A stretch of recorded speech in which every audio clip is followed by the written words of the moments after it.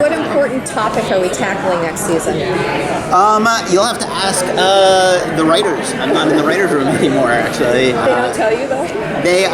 No, not really. I mean, maybe if I asked. I think they're still figuring it out, but no, I don't know what the meaning is. Was there any kind of pushback or hesitance from NBC with the way that the ICE situation was handled? Because there's no shying away from it, and this is a comedy show, and it was handled in such a blunt and realistic way. Yeah, when we originally pitched it, I think the executive on the other end sort of paused and he said, "Let me just do a little checking and make sure we're okay." And he came back and he said they were. I mean, they have been very supportive of us when we've gone about tackling a specific issue. I think I can probably count on one hand the number of times they've said we're just not really comfortable in going in that direction.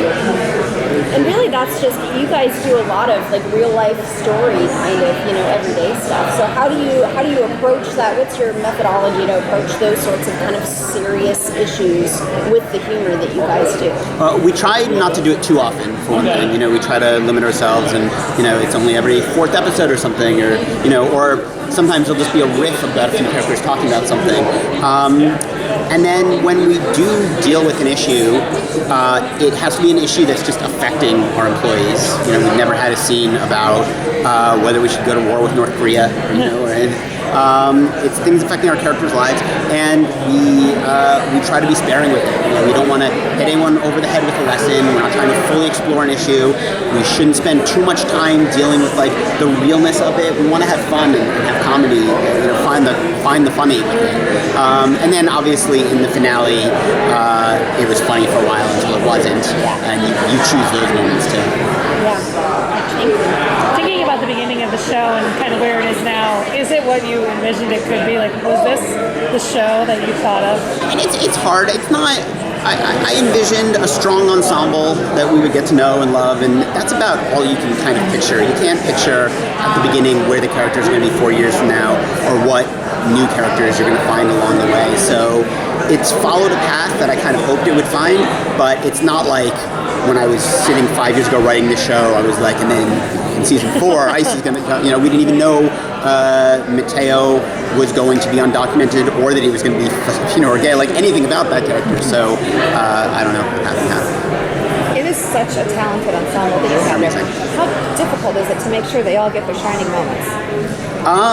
It is sometimes difficult and sometimes not. Sometimes it just lays out and you know what everyone's attitude is, and sometimes you'll get to the end of a script and even in a table read realize you've gone a whole act and one of your characters just hasn't talked and you just haven't thought, and because we have such a large ensemble too and we want to service everyone, the good news is they are all so funny that it is never too hard to find an attitude or something for someone, but you don't want to make anyone feel left out. It's a problem of having too much of a good thing. I absolutely love those tiny vignettes in the store, and they're always fresh. Like, it always feels different or new or whatever. How do you guys come up with those?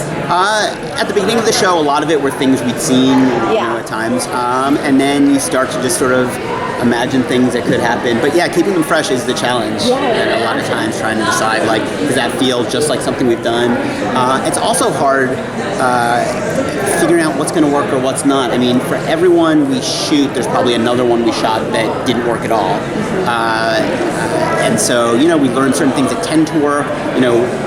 One shot that doesn't cut is a good thing. Having too much story where the audience can't figure out what's happening fast enough is a bad thing.